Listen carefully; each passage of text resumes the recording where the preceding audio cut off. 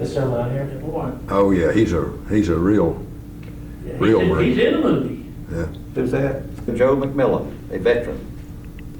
One more time. Today is September the 31st, and my name is Mew, and I am interviewing Mr. Joe McMillan, a veteran of the Korean War. All right. Okay, first, will you tell me about you, Mr. Joe? Well, I live in Wilkesboro, North Carolina. I'm 73 years of age. I presently am employed with Sid & Realty as a real estate broker, sir. Okay, tell us about your parents and your family. You know, my parents are both deceased. Both would be well over 100 years of age now. I grew up in Sparta, North Carolina, where my parents lived for many years there. My father was the Register of Deeds in Allegheny County, as well as the High Sheriff there. And my mother was a housekeeper there for the family during all the years. I had 6 brothers and sisters, total of 7 in my family, sir. How old were you when you joined the service, and were you drafted? No, I was a volunteer. I was like 21 years of age, sir. What was it like in going away from home? Well, I was old enough at that time. I'd been away to college for a while before I volunteered, so it wasn't that drastic change for Try me. or anything? No, sir. Okay. Which branch of service did you serve? I served as a United States Marine, sir, Where did you take your basic training? at Marine Corps Depot at San Diego, California. Tell me where you served. Did you receive special medals or recognition? Well, I served in Asia there. I served both in Japan and Korea during my overseas stay, sir. Okay, describe your uniform. Well, I was always very pleased to wear the Marine Corps uniform, especially the dress blues. That was the dress uniform, and then we had another dress uniform as well, called it the greens, which was a very fine and appropriate uniform as well. Particular food you enjoyed in the service? Well, I think overall the food was good and so on. I had a lot of different duty stations while I was in, but overall I couldn't complain about the food, sir. Tell me about the entertainment and what you did when you were off duty and your buddies. Well, it's according to where I was at the time. When I was taking training to be an aviation mechanic out in Tennessee, we were stationed near Memphis. We would go to football games. That was one of the main things that we could do on the weekends, time off. We could go see Memphis State play, and also go south to Oxford, Mississippi, to see Ole Miss play. And buddies? Well, I always had 2 or 3 fellows that I would like to team up with, to go on Liberty with, and so forth. I still remember 2 or 3 of them after 50 years, and still stay in touch with one especially. Weather and geography in the area you served. Well, in the Orient there, the weather was always rainy somewhat, and of course the weather in Korea was all according to what season. The winters were cold, and the summers were warm, pretty much like it is anywhere else in the country there. Your job responsibilities while in the service. Well, I went through, after I went through Marine Corps boot camp, I attended 2 Navy schools, which prepared me to be an aviation mechanic. And when I went out into the fleet, I was only in the fleet for a short time, and I was able to become a crew chief, which I was a crew member on a HRS-3 helicopter at that time, which everyone wanted to be a crew member because that qualified you for flight pay. At that time, I was only making like $70 or $80 per month, and with flight pay, that added $50 a month to my pay. So I was very pleased to be able to be a crew chief, sir. What were you doing when you heard you could go home? Well, after spending 14 months overseas, I knew that that would be my time. Would be coming up where I could leave. So that was certainly a very happy day when it finally arrived to where I could come back to the States. What was homecoming like? Well, I came back on the USS Princeton, a aircraft carrier that brought MAG 33 back from K3 at Pohang Dong, Korea there. We arrived back at North Island at San Diego there, and I didn't have any of my immediate family there to meet the ship, but all the ship's company, the sailors aboard the Princeton there, their families was there to meet them, had big signs, had a band there and everything. It was a very happy occasion there to pull into North Island and have all the folks waiting on the carrier there as we made our approach there. Was your job waiting for you when you returned? No, sir. I went back to college as soon as I was discharged. I went back to college and spent nearly 4 years in college before I went to work on a permanent job. Although I did have in employment all the time that I was in college. I always had a job.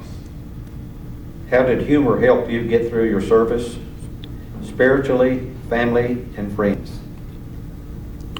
Well, I've always believed that a good attitude was very helpful, and I tried to maintain a good attitude all during my service career and so on, and had a number of good friends that had good attitudes.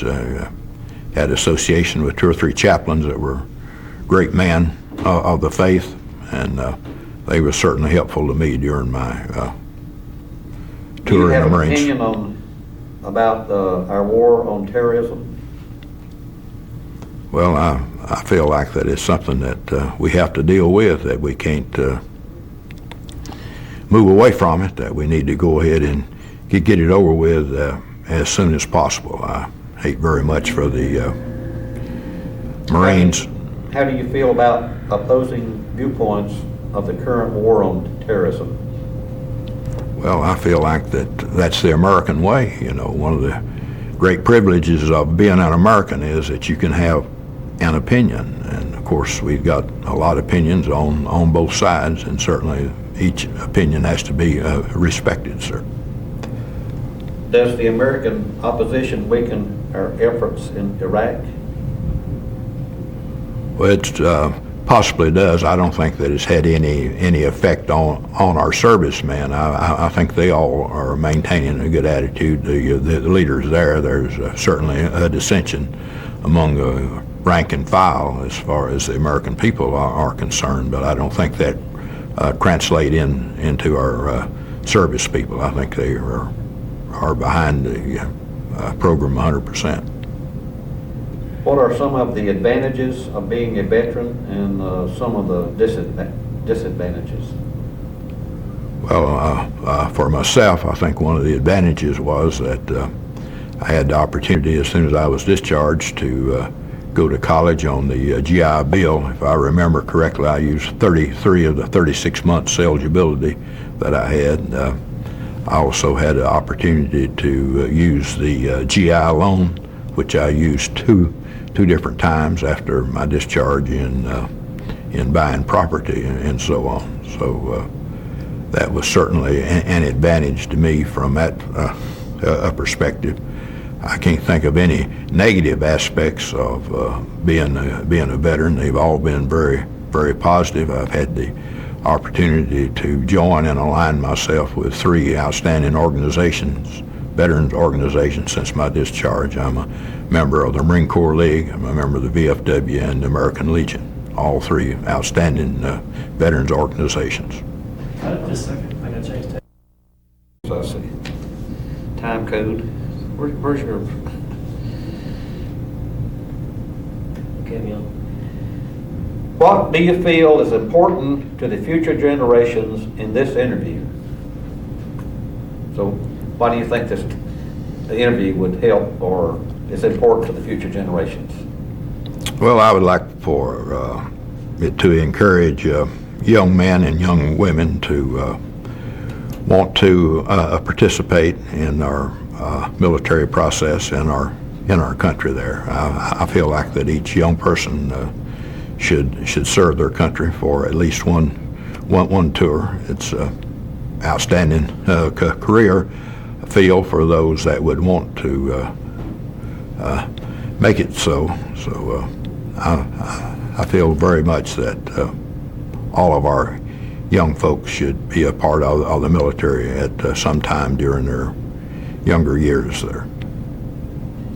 Do you have any particular memories about your life as a veteran that you would like to share with us? Well, I have often said that the 3 years that I spent in the Marine Corps was 3 of the best years of my life. I was able to accomplish a lot, learn a lot, and it helped prepare me for my life. Certainly, the service has been most beneficial when I think back of all the good things that happened to me and the big benefits that it has given me and my family. Okay, this would be the interview for U.S. Marine Corps. What attracted you to join the Marine Corps over the other military services? Well, I had an older brother who was in World War II. He came back from Okinawa in December 1945, and I had a cousin who was an outstanding Marine, and there's something about the uniform and everything that really intrigued me, and even today when I see a Marine, if I see a Marine in an airport or in a country store off the beaten path, I go to them immediately, introduce myself to them, and we have dialogue there. It's a real pleasure to have served as a Marine and to meet Marines of today, sir. This question is not on here, but I'm going to ask it. Do you have any of your family members serving in the Marine Corps?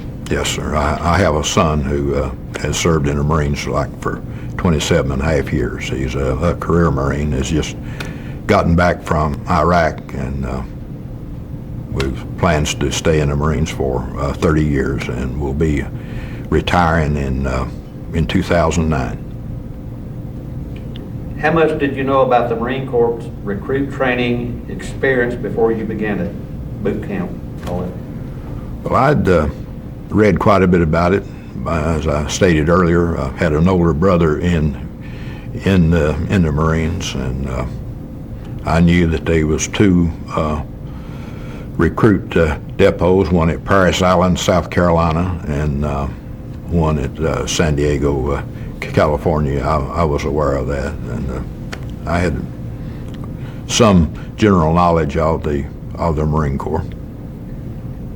Describe your introduction into the Marine Corps, your arrival, your first few days in boot camp. Well, I joined the Marines in Columbus, Ohio, and we rode a train out from Cincinnati, went down to Cincinnati, and then we formed there, and we got a Dixie Hummingbird out of Cincinnati up to Chicago, and then we got the Los Angeles Limited out of Chicago out to L.A. there, and it's a very nice train. First class accommodations, 8 pieces of silverware with white linen on the table and so on. So that was quite a contrast once we hit the recruit depot at San Diego there, when we were having metal spoons and knives and forks and a cup to drink from and so forth. And it was quite a experience there, arriving on the depot and getting acquainted with your DI and making the transition from civilian life into being a Marine Corps recruit, getting your hair cut, getting your head shaved, and all of that. It was quite an experience. Sir, do me a favor, just be careful with your hands, because I'm hearing you clapping, but I don't see your hands, so it sounds like a mistake. Okay, Okay, I'm sorry. no problem. What type of things did you do in boot camp? What activities were stressed? Describe a typical day in boot camp from reveille in the morning until taps. Oh, wait, lights out. Well, the reveille generally went at 5 o'clock in the morning, and you were on the go continuously from then until taps at night. There, they were all kind of training schedules, a lot of marching, a lot of learning hand-to-hand combat, taking swimming classes, taking hikes, doing physical exercise, learning all about the history of the Marine Corps, learning all the different weapons, firing the weapons, and so forth. It was just it was unreal to see what all that a person could learn during the 12 weeks of boot camp, sir. Were the drill instructors as you expected? How accurate was the portrayal of the instructors in the movies as the DI or full metal jacket? Mm-hmm. Well, they were really great guys. They were like actors. They were very normal people until they got up in front of the platoon, and then they put on a real act. They were meaner than a junkyard dog when they were dealing with you personally there, But after it was all over with, we had great respect for the Marine DI. So they were portrayed correctly in the drill instructor or Full Metal Jacket, the movie. You think that? I think so. In other words, everyone has a general knowledge of what their responsibility is, and their responsibility is to make Marines, and they have a very short time in order to do it. So they have a set plan, and they work their plan, and they carry it out well. Okay, describe your living conditions. What were they like in boot camp? Well, we lived in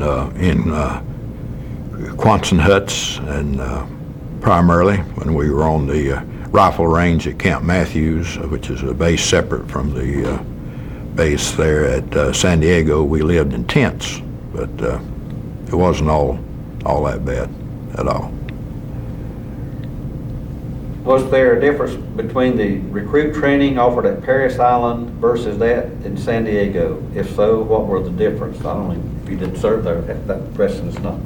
I think that the training at both depots is a uniform training, so there's a lot of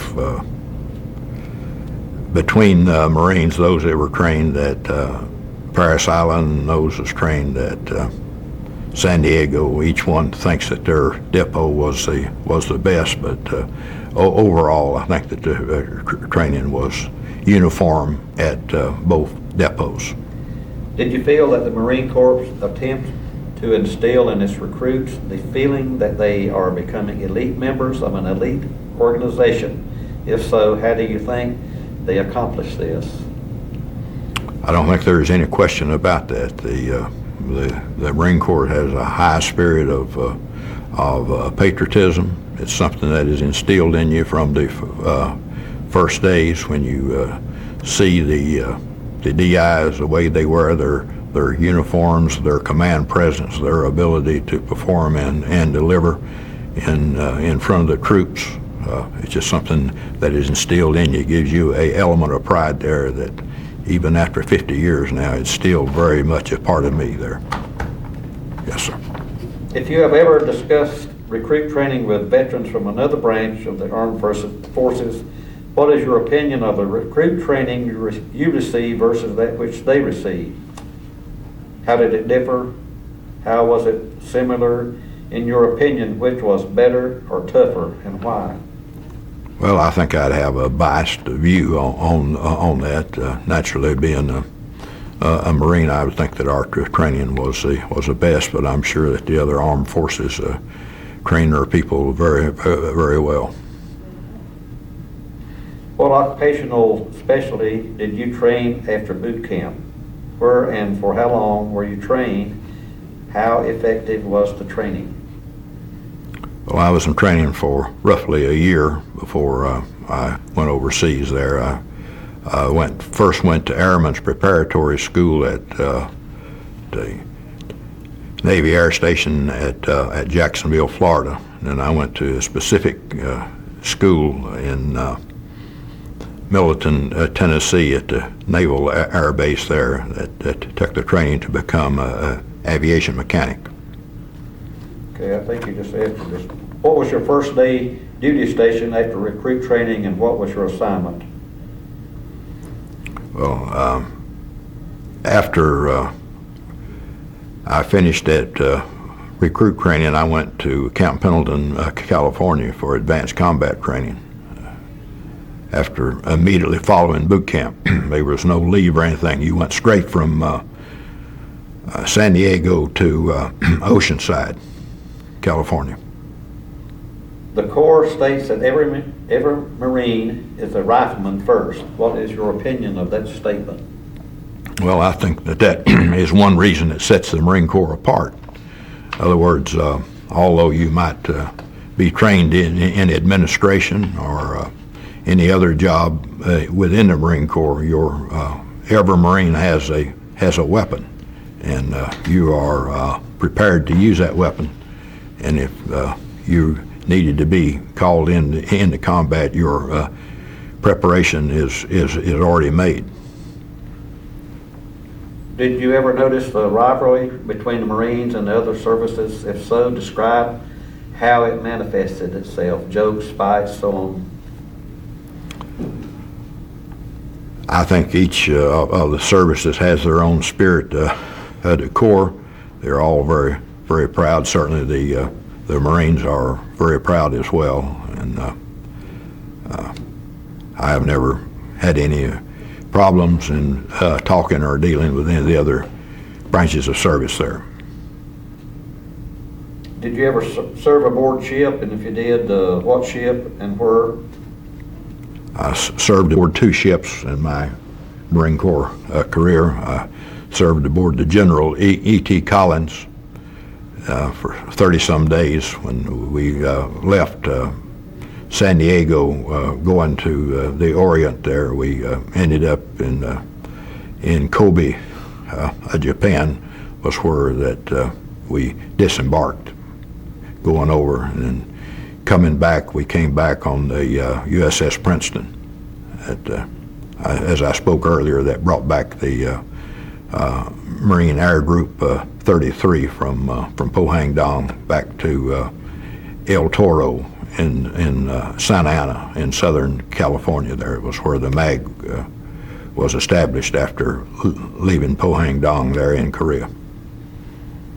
What were your feelings toward the Navy and the sailors aboard ship? And did you ever whoop up on a poor old sailor? No, I just added that to the end there. No, we had a great time. We respected the ship's company there. You know, we realized that we were guests aboard there for approximately 30 days or so. We realized ship company had their own job to run the ship, and we didn't interfere with them in any way there. You sure you didn't beat up on a poor old sailor, did you? No, Okay. we had quite a bit of respect for him. What duties were you required to perform while aboard ship? Ship's gunnery, security, and all that stuff. This is on the Korean veterans. If you had prior military service, were you called to active duty or did you re-enlist? I did not have prior military service, sir. And I volunteered for the service when I went in. Describe the weather and smell in Korea. Well, I was only there for a short while, and the veterans told me, it was extremely cold in the wintertime there, and of course it was extremely hot as far as the summers was concerned. Well, this will continue on. Did the weather in Korea affect individual and military operations? Not to my knowledge. I know it was extremely cold in the winters, which I'm sure had an effect on weapons as well as the operation of aircraft and so on. Could you tell the difference between the World War II veterans serving in Korea and non-prior service members? If so, how? Well, naturally, the ones that had served in World War II were older men with experience and so forth, and ordinarily they would have been of higher rank and men that were seasoned veterans, and you would have respect for their time in service as well as their knowledge. What do you think of the Korean civilians, and how did you get along with them? I had no problem with them at all. They were hard-working people. What was your opinion of the Korean augmentation to the United States Army that were assigned to U.S. forces mostly as laborers early in the war? Later, this term was applied to ROK, or Republic of Korea, soldiers assigned to the U.S. units. What were your opinions of them and soldiers? Well, they were very disciplined soldiers. I think overall that they did a good job and were respected. The Korean War was the nation's first major armed conflict after President Truman desegregated the armed forces. How do you think this affected the armed forces, especially operations in Korea? Well, I don't think that it had much effect as far as the American forces were concerned. Everyone that was sent there knew they had a job to do, and it wasn't our responsibility, our duty to question the government's activity or how things were going to be carried out. We were there to do a job and not to question the overall policies with how the country was going to be run or was how it was being run. As a civilian, how did you know about the situation in Korea? Once you entered the service, what did they tell you? I don't recall exactly any particular thing about it. Actually, before I went into service, I would read the daily papers and hear about what was taking place. Just like any other war, there was information given on it daily. How do you feel about the United Nations interventions in Korea? How did you feel about the extent to which the United States supported this effort militarily? Well, as a lowly enlisted person, we didn't have a lot of knowledge about it, or certainly didn't have any input into it, and it really didn't make a lot of,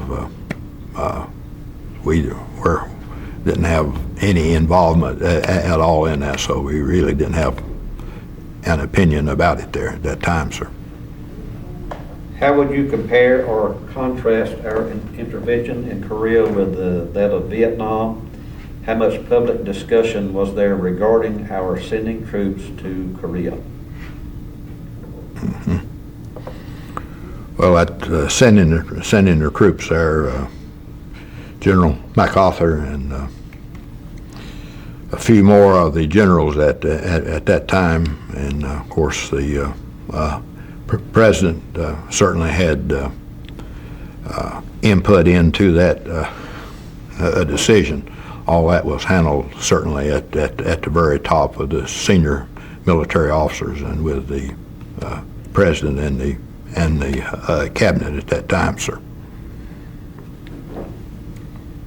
How and when did you arrive in Korea? Did you receive any additional training? If so, describe nature and duration. No, sir.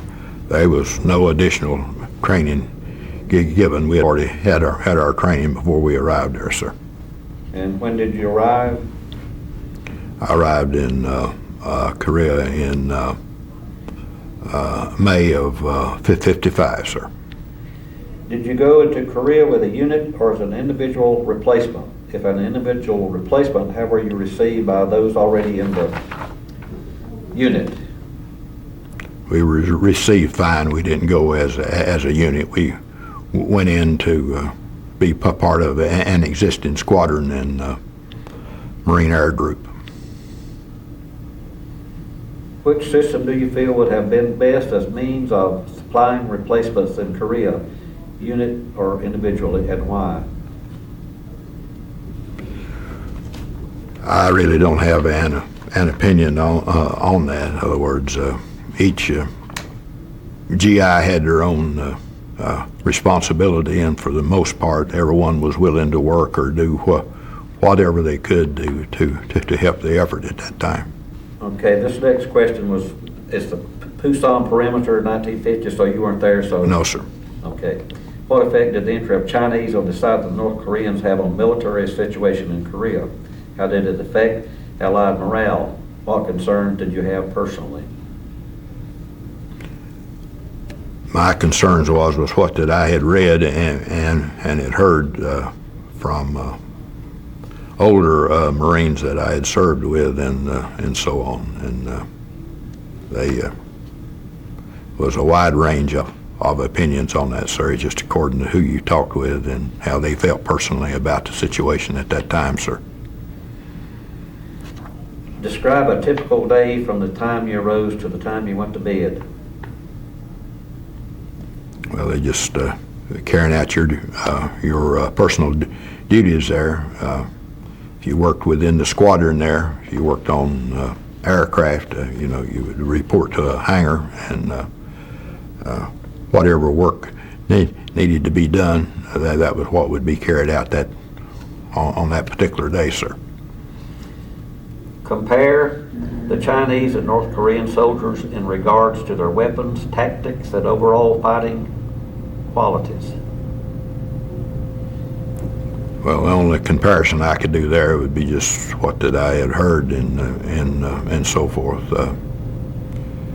We certainly understand that the North Korean, the Chinese were very dedicated soldiers and so forth. They understand they received very little pay, and they had very little chance for advancement.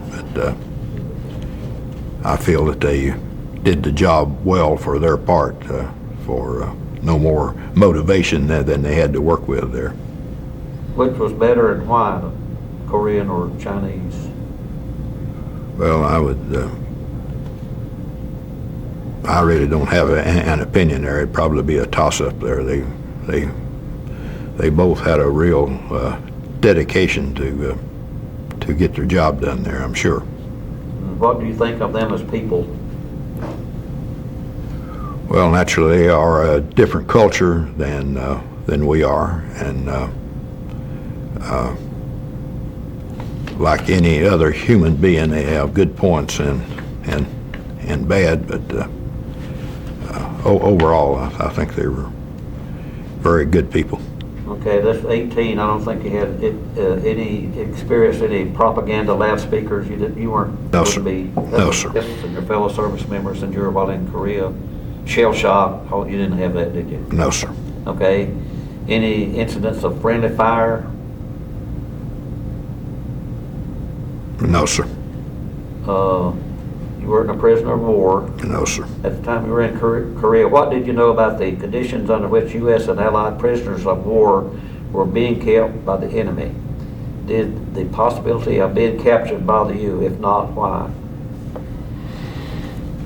Well, naturally, the only information that we had at that time is just what that our superiors had shared with us, and it was we didn't know at that time whether all of the prisoners had been released or not. But the MIAs was always on the minds of everyone. Okay, you weren't wounded in that action, were you? No, sir. Okay, go through that one. Direct combat described, you weren't direct combat, were you? No, sir. Okay. With his findings, and was this the case in your outfit? I had no experience in that area there, sir. U.S. Army General Douglas MacArthur, the commander of the American land forces in Korea, had advocated crossing the 38th parallel into North Korea in order to bring a decisive end to the Korean War. What was your opinion of him, and why do you think he was right or wrong? What was your opinion of being relieved of command by President Truman? Pretty long question there. The basic premise in the military is that from a private to a general is that you take orders, and it's my understanding that General MacArthur did not follow the orders of President Truman. Therefore, I felt President Truman was in the right by being able to relieve him of his command. If you were in Korea at the time, how did the knowledge of the Panmunjom talk about affects the morale in the unit? I was not there at that time, and you sir. see them as a genuine effort. Describe how, when you heard about the signing of July the 27th, 1953, truce at the end of the fighting in Korea. So you didn't go till 55, right? That's right. So, okay. Do you think the United States should have used nuclear weapons to end the war more quickly and decisively? Why and why not? Well, I think that they should be used as a last resort and so on. I'm glad that they did not use them, and I feel that although we did lose more service people by not using them, the overall effect and our standing within the world countries, I think we are better off by having not used them, sir. And do you think the fears of the interventions by the Soviet Union were valid on the nuclear? That's tied in with the nuclear bomb. Sure. No, I don't feel like that the Soviet Union should have been involved there. I think they were stepping into an area there that was not their concern there. So, tell me about all your medals and decorations you received in Korea. Which ones hold the most meaning for you and why? Well, I received the Korean Medal, the United Nations Medal, the National Defense Medal, and our unit received 2 presidential unit citations, and I received the Good Conduct Medal. Okay, I'm going to take you to the movies. How do you think Hollywood and television have treated the Korean War? If you saw the movie Poke Chop Hill, Gregory Peck, or either the movie or television series MASH, describe your impressions of their authenticity. Well, I think they were close. You know, I think they were off on some things, but overall, I feel like that they portrayed the situations there reasonably well there. What do you think about that fella wearing a dress? That was quite a show, I'm sure there. So, yes.